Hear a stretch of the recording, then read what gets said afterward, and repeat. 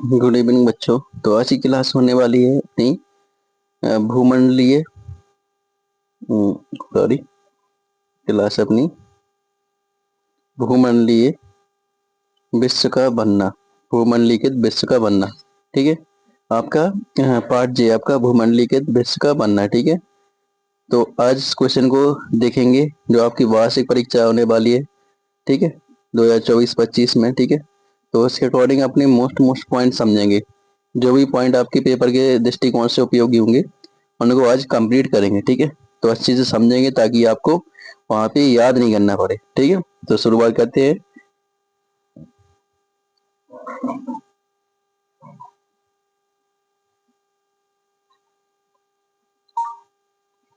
पहला क्वेश्चन है आपका सिल्क रूट। आपका जो क्वेश्चन पूछा जाता है सिल्क रूट क्या होता है। ठीक है, या क्वेश्चन कैसे भी पूछ सकता है, सिल्क रूट क्या है इसकी परिभाषा दीजिए, क्या है, मतलब कुछ भी पूछ सकता है। तो आपको पता होना चाहिए कि सिल्क रूट क्या है।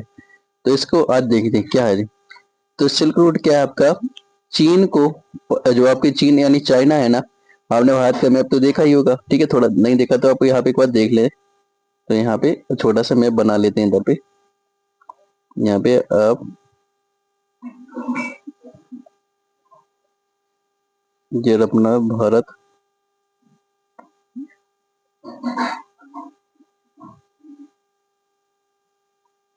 का छोटा मैप बनाने में बड़ी दिक्कत होती है। तो आपका ये रहा प्यारा भारत। ठीक है, अब यहाँ ये आपका इंडिया हो गया। ठीक है, इसके ऊपर क्या है आपका, यहाँ पे आपका नेपाल हो गया। ठीक है, यहाँ भूटान हो गया, यहाँ आपका क्या हुआ चाइना यहाँ पे। ठीक है, तो आपने मैप, हम ये समझ के चल रहा है कि आपने मैप देखा है, नहीं देखा तो एक दिन क्लास कर लेंगे मैप के अच्छे से। ठीक है, तो किसकी बात हो रही है इसमें, चाइना की। ठीक है, तो आगे बढ़ते हैं, क्या बोला इसमें। तो इसमें क्या है आपका, सिल्क रूट में चीन को पश्चिमी देशों और अन्य देशों से, तो चीन है उसको कैसे पश्चिमी देश, ठीक है, पूर्व पश्चिम दिशा तो आप जानते हैं। तो इसमें क्या कह रहे हैं, पश्चिमी देश, पश्चिमी देशों को जोड़ने वाला मार्ग, जो व्यापार मार्ग है उसे क्या बोलते हैं, सिल्क रूट बोलते हैं। ठीक है, मतलब जो आपका चाइना है ना, जो आपका चाइना, जैसे ये बोलते हैं चाइना, तो आपको पता है इसमें नॉर्थ जे होती है आपकी, मतलब उत्तर दिशा आपकी जे होती है, उत्तर जे बोलती है। अरे, और नीचे क्या होती है, दक्षिण आपकी। यहाँ क्या आ गई आपकी पूर्व, यहाँ पे क्या होगी पूर्व आपकी, यहाँ क्या होगी पश्चिम। तो आपको पता है चीन के इस साइड में जो देश होंगे, जो इस साइड में, तो वो क्या कहलाएंगे, पश्चिमी देश कहलाएंगे। तो इनसे व्यापार करना है उसे, कुछ भी चीज का, चाय का, कॉफी का, जो भी चीज है, तो रास्ते से करेगा, ऐसे तो करेगा नहीं। तो क्या है, उसको जोड़ने के लिए, पश्चिमी देशों से जोड़ने के लिए जो रूट होता है, मतलब जो रास्ता होता है व्यापार मार्ग, उसे क्या बोलते हैं, सिल्क रूट बोलते हैं। ठीक है बेटा, तो ये हो गया आपका सिल्क रूट। ठीक है, इतना ही आपको ध्यान रखना है कि आपका व्यापार मार्ग है जो चाइना को कौन से जोड़ता है, आपका पश्चिमी देशों से। ठीक है, बस ऐसे दिमाग में आपको याद रहेगा तो आपको दिक्कत नहीं आने वाली। ठीक है, चाइना को कौन से पश्चिमी देशों से, मतलब जो व्यापार करना होता है उससे जोड़ता है। तो ये आपको क्या हो गया, सिल्क रोड हो गया। ठीक है, और इसके देखो एक पॉइंट है इसमें, सिल्क रूट के द्वारा ही, सिल्क रूट के रास्ते ही ईसाई, इस्लाम, बौद्ध धर्म दुनिया के विभिन्न भागों में पहुंचा। मतलब इस रूट से, आपके इस रास्ते से जो धर्म है, ईसाई धर्म, मुसलमान का धर्म होता है इस्लाम, बौद्ध धर्म, ठीक है, तो ये धर्म भी का मतलब विभिन्न देशों तक पहुंचा। ठीक है, आपको पता है रास्ता का क्या काम होता है, हर चीज का क्या करना, पहुंचाना। ठीक है, तो ये आपका क्या हो जाएगा इसमें, तो मतलब इससे धर्म भी, धर्म का भी प्रचार हुआ है। ठीक है, आपका धर्म का ही प्रचार होगा इसमें बेटा। यूरोप से एशिया तक सोना और चांदी इसी सिल्क रूट से आते थे। जो यूरोप है और एशिया तक, इससे सोना और चांदी इस रूट से आते। तो आपको पता है कि जो रोड होता है वो हर चीज पे कहा से उपयोगी होता है, जाने के लिए, आने के लिए, व्यापार करने के लिए, सबके लिए। तो यही आपका सिल्क रूट है। ठीक है बेटा, समझ में आया। अब आगे बढ़ेंगे, ये पॉइंट है भोजन की यात्रा। ठीक है, अब भोजन वगैरह तो ये इतना क्वेश्चन पूछा नहीं जाता है, फिर भी एक बार देख लेते हैं। इसमें क्या है, भोजन क्या था, नूडल चीन की देन है। जो नूडल होता है ना, चाउमीन वगैरह, जिसे, ये किसकी देन है, चीन की। वहां से दुनिया के दूसरे भागों तक पहुंचा, कहाँ से, चीन से। भारत में हम इसके देसी संस्कृत सेवियों, आपकी जो सेवइयां होती है ना, सेवइयां ऐसे ऐसे होती हैं, ये भारत का देसी संस्कृत है। मतलब भारत में क्या, भारत के मतलब शुरुआत में क्या था आपका, सेवइयां, वैसे से इस्तेमाल करते हैं। इसे क्या कर दिया, इसे, इसी नूडल को इटालियन रूप में स्पेसिटी, जो आपका इटालियन रूप, इटालियन होती है ना, इटालियन, इटालियन में भी इस नूडल को क्या बोलते हैं, मतलब उनकी सबका अलग है। जैसे अपने यहाँ बोलते हैं सेवई है, चाइना में नूडल, और इटालियन में क्या बोलते हैं इसे, स्पेगेटी। ठीक है, तो अलग अलग चलता सब जगह ये काम है। ठीक है, आज के आम पदार्थ जैसे आलू, मिर्च, टमाटर, मक्का, सोया, मूंगफली और शकरकंद यूरोप में तब आए जब क्रिस्टोफर कोलंबस ने गलती से अमेरिकी महाद्वीपों की खोज की। ठीक है, ये आज के जो आलू है आपका, आलू, मिर्च, टमाटर, मक्का, सोया और मूंगफली, शकरकंद यूरोप में तब आए, कब आए जी, जब इसने कोलंबस ने क्या किया, अमेरिका की जो अमेरिका महाद्वीप की खोज की। ठीक है, आगे बढ़े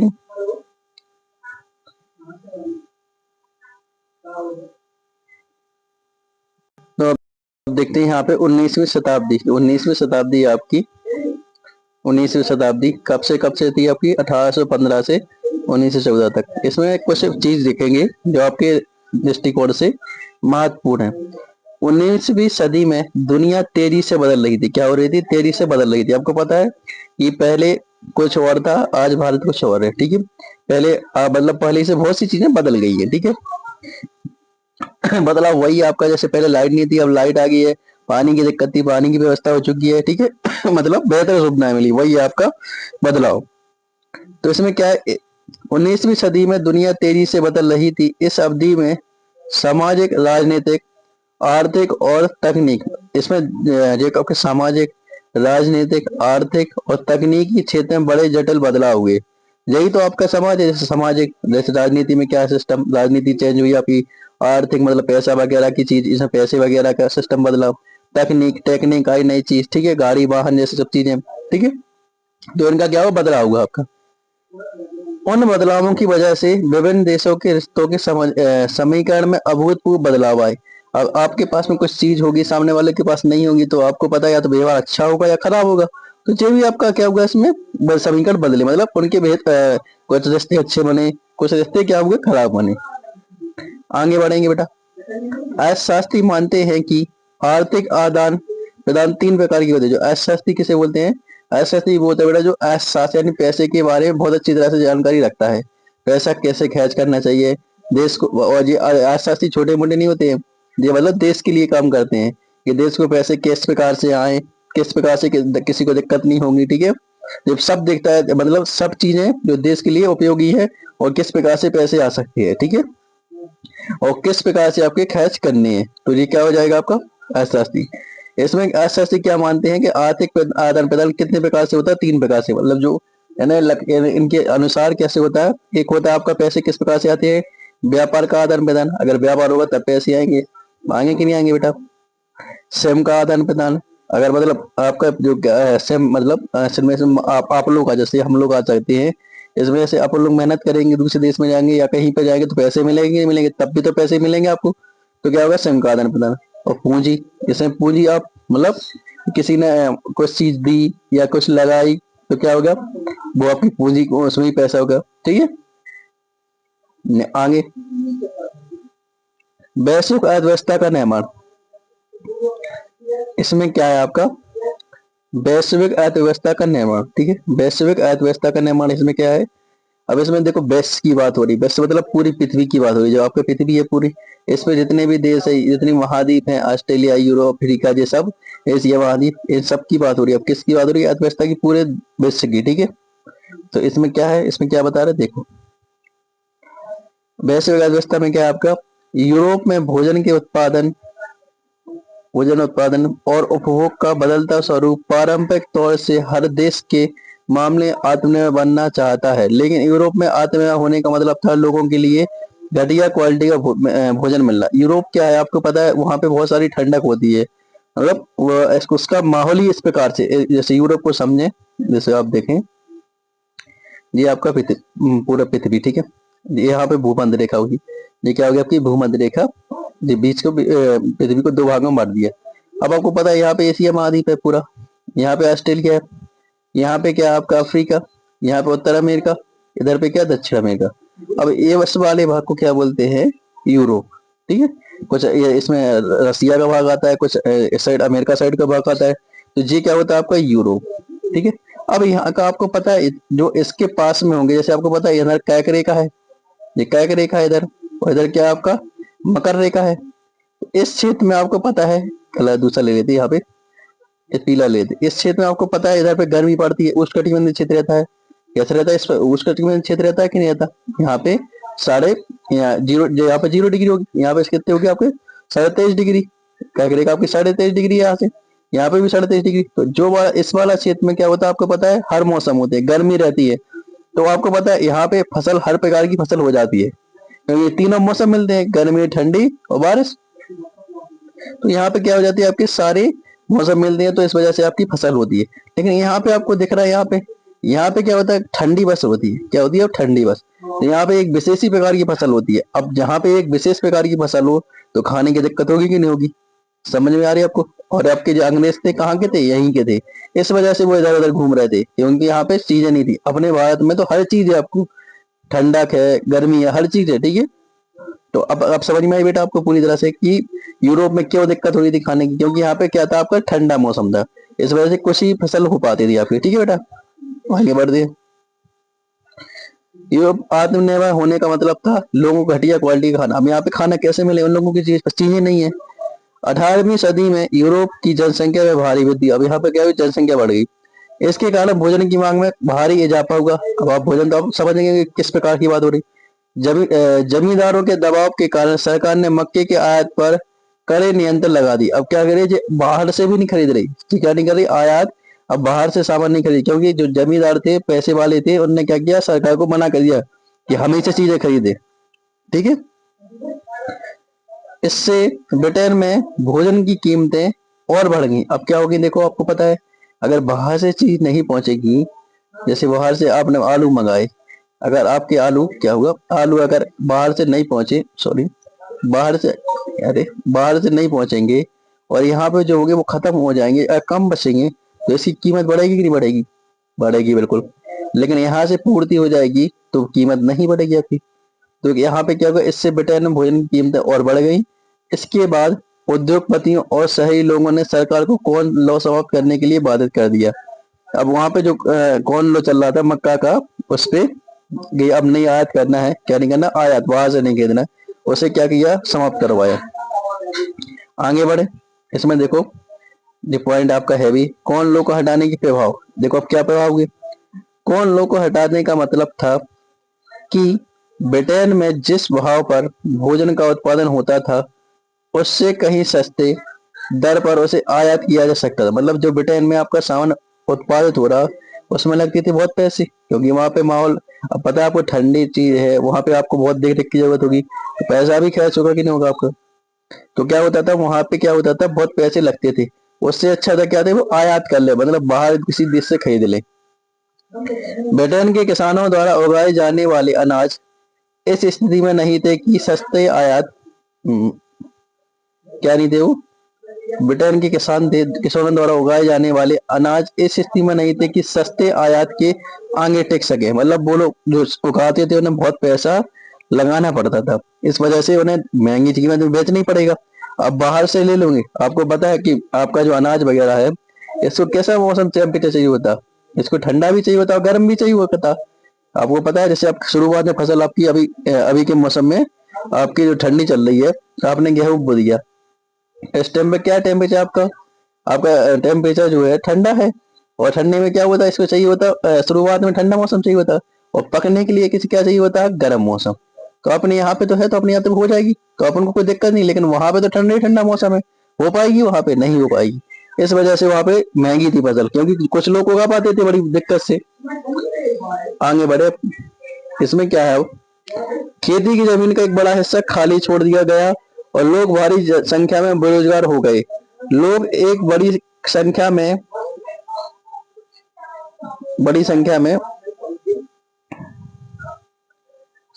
काम की तलाश में शहरों की ओर पलायन करने लगे। कई लोग विदेशों की तरफ भी पलायन करने लगे। अब जो वहां पर उनकी खेती बंद हो जाएगी, सरकार बाहर से खरीदेगी, तो अब तो उन्हें काम देखना ही पड़ेगा।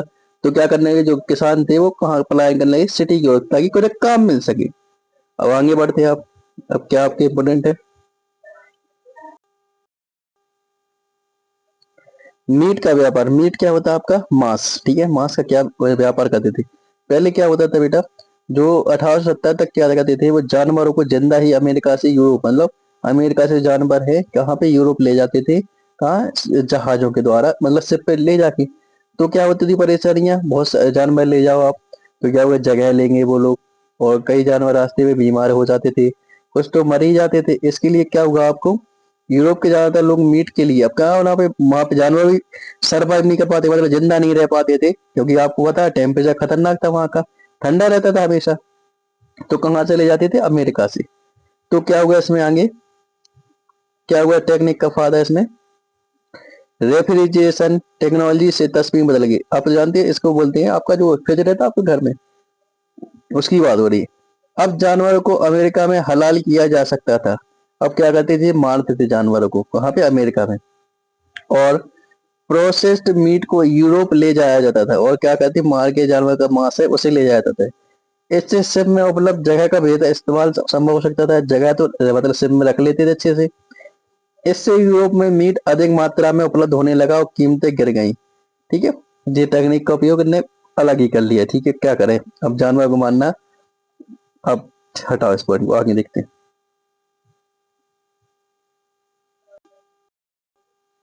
अब क्या होगा आपका, 19वीं सदी का उत्तरार्ध और उपनिवेशवाद।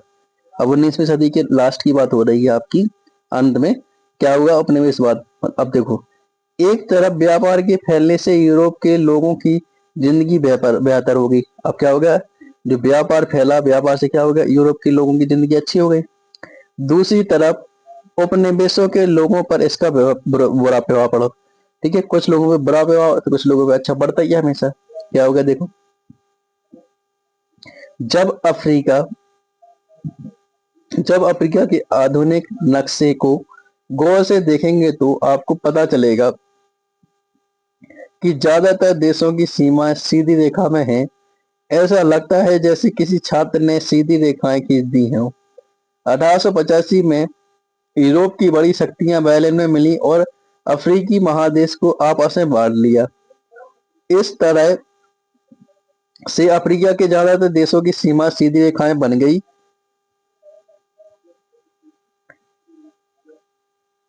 ठीक है, इससे क्या हो गया आपका, इस पॉइंट का मतलब,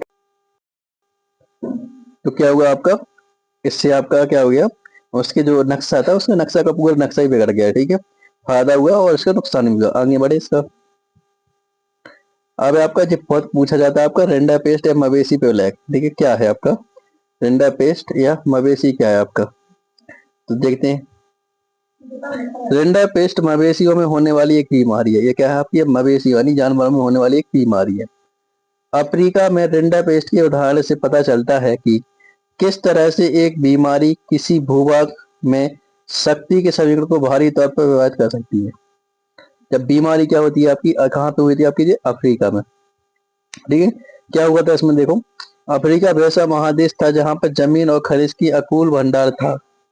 यूरोपीय लोग खनिज और बागान से धन कमाने के लिए अफ्रीका पहुंचे। कहां से पहुंचे जी, यूरोपीय लोग खनिज और बागानों से। ठीक है, लेकिन उन्हें वहां मजदूरों की भारी कमी झेलनी पड़ी। वहां एक बड़ा समस्या, जो आपकी बहुत बड़ी समस्या क्या थी आपकी, कि स्थानीय लोग मेहनताना देने के बावजूद काम नहीं करना चाहते थे। वो क्या नहीं करना चाहते, काम नहीं करना चाहते थे।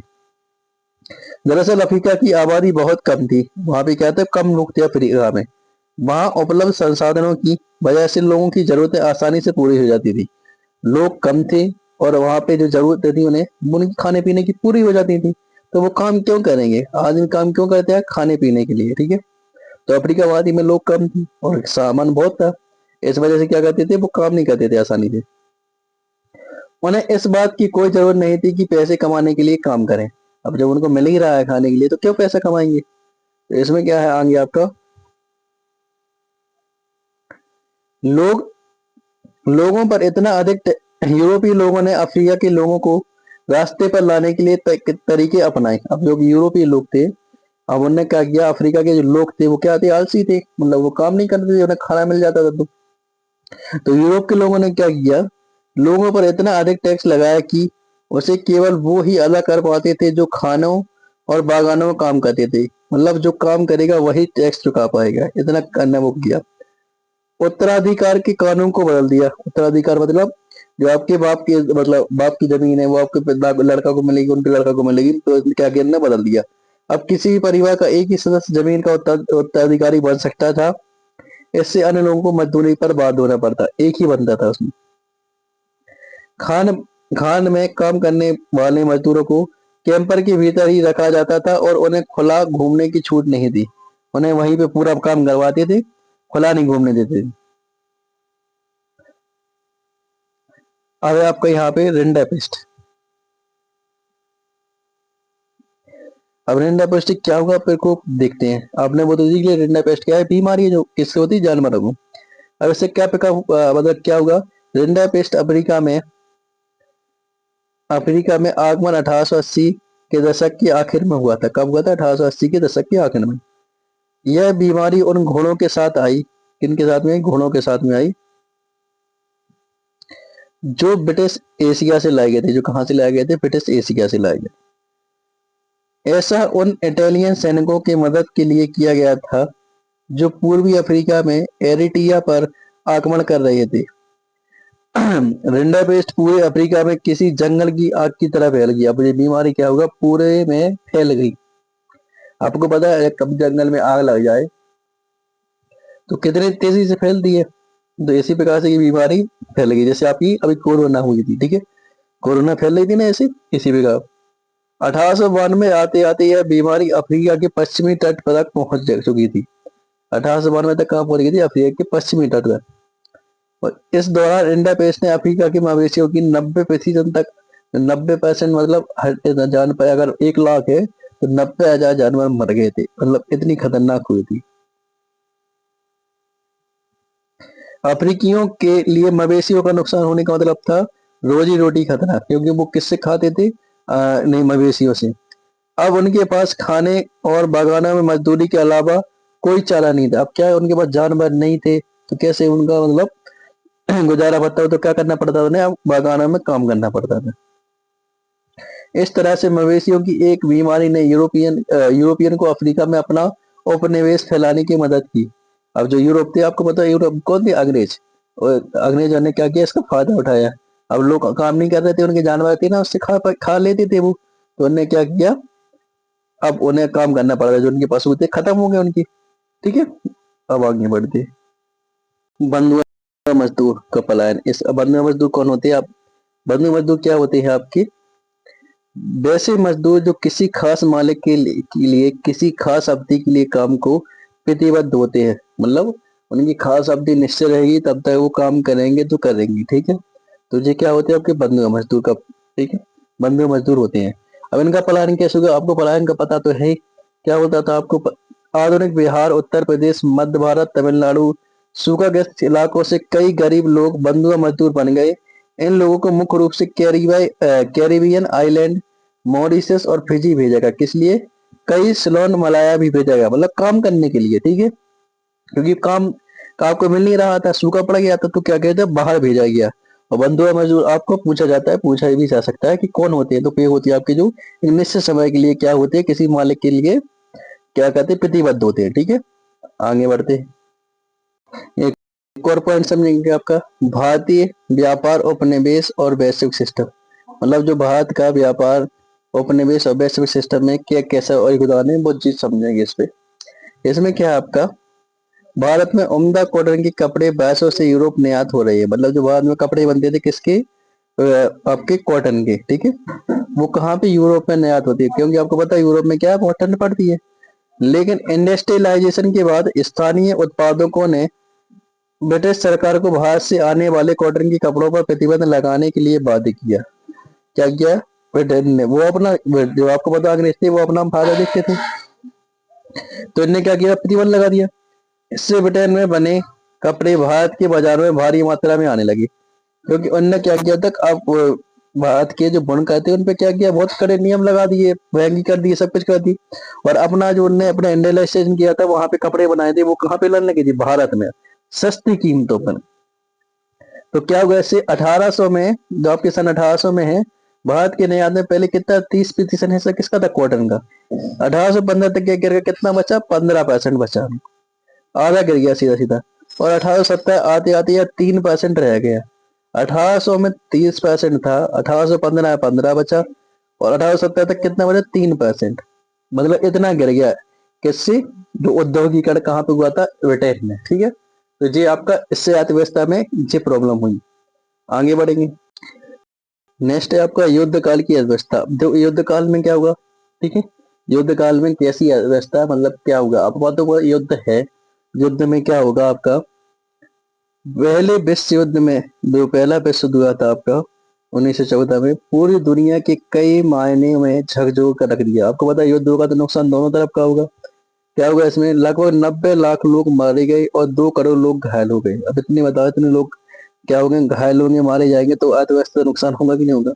इससे क्या होगा, मरने वाले, अपाहिज होने वाले ज्यादा लोग उस उम्र के थे जब आदमी आर्थिक उत्पादन करता था। तो मतलब जो लोग युद्ध में जाते हैं, आपको पता ही है क्या कैसे होते हैं वो लोग, उस काम करने की एज में होते हैं। तो इससे यूरोप में सक्षम शरीर वाले कामगारों की भारी कमी हो गई। परिवारों में कमाने वालों की संख्या कम हो जाने के कारण पूरे यूरोप में लोग की आमदनी घट गई।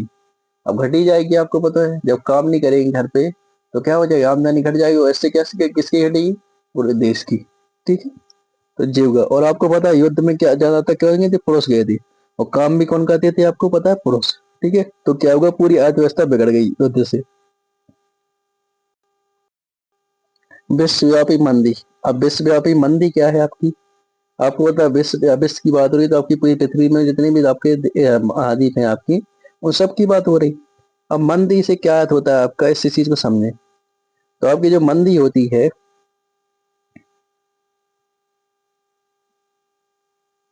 विश्वव्यापी मंदी जो होती है आपकी, जरूरत से ज्यादा किसी उत्पादन, मतलब इसमें क्या हुआ, तो क्यों आई मंदी, मंदी क्या होती है आपकी,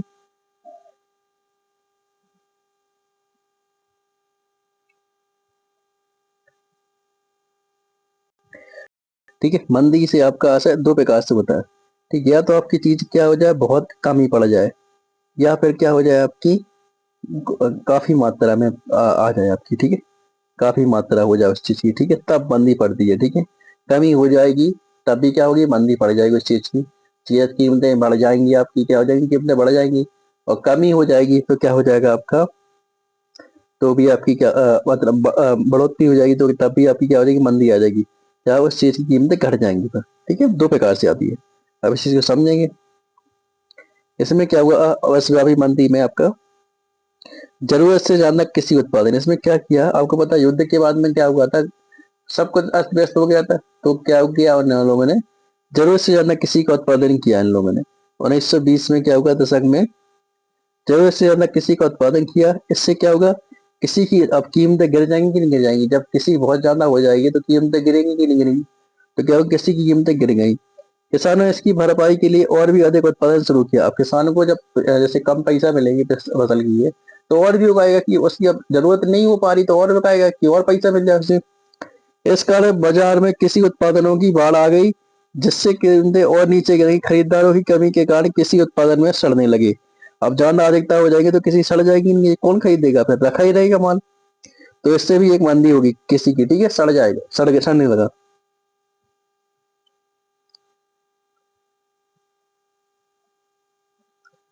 अब नेक्स्ट है आपका अमेरिका द्वारा कर्ज में कमी। अब इसमें क्या होगा, अमेरिका द्वारा कर्ज में कमी। इससे क्या सब ऐसा है आपका, कई यूरोपीय देश कर्जे के लिए अमेरिका पर पूरी तरह से निर्भर थे। आपको पता अमेरिका थोड़ा गरीब था, वो अमीर था, तो क्या था, बाकी देश जो है इससे कर्ज की आशा करते थे कि कर्ज मिल जाएगा।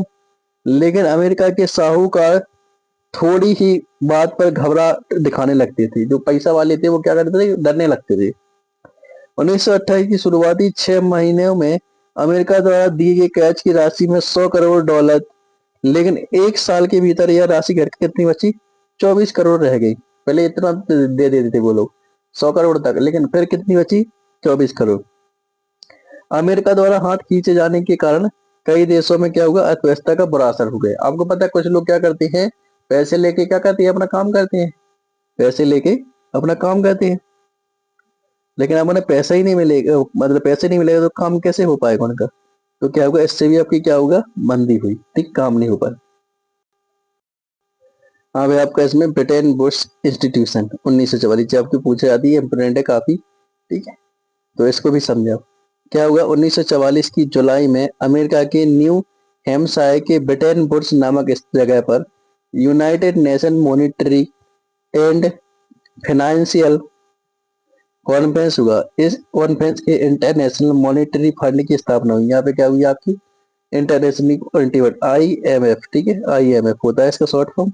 इसकी क्या हुई स्थापना हुई आपकी, किसकी, IMF की। इसको क्या बोलते हैं, इंटरनेशनल मॉनिटरी फंड की स्थापना हुई। इस संस्था को सदस्य देशों की बाहरी नफे और नुकसान की देखभाल के लिए बनाया गया कि बाहर क्या फायदा हो रहा है, कहाँ पर नुकसान हो रहा है, आपको इसकी देखरेख करनी है, ठीक है। फिर कहा युद्ध के बाद पुनर्निर्माण की फंडिंग के international bank for reconstruction and development की स्थापना की गई। इसे वर्ल्ड बैंक के नाम से भी जाना गया। और एक संस्था की और किसकी स्थापना हुई कि आपकी वर्ल्ड बैंक की, ठीक है, international bank for reconstruction development, ठीक है, इसे वर्ल्ड बैंक के नाम से भी जाना जाता है, ठीक है। 1944 में दोनों की हुई, ठीक है, ब्रिटेन, ठीक है, इसमें किसकी, IMF की और वर्ल्ड बैंक की, किसकी, IMF की और वर्ल्ड बैंक की, ठीक है, किसकी, वर्ल्ड बैंक की, ठीक है, वर्ल्ड बैंक की, दोनों की स्थापना हुई किसमें, 1944 में, ठीक है। आगे देखते हैं इसमें क्या होगा। इसमें IMF के और वर्ल्ड बैंक 1947 में अपना काम शुरू कर दिया। कब के दिया ना, 1947 में।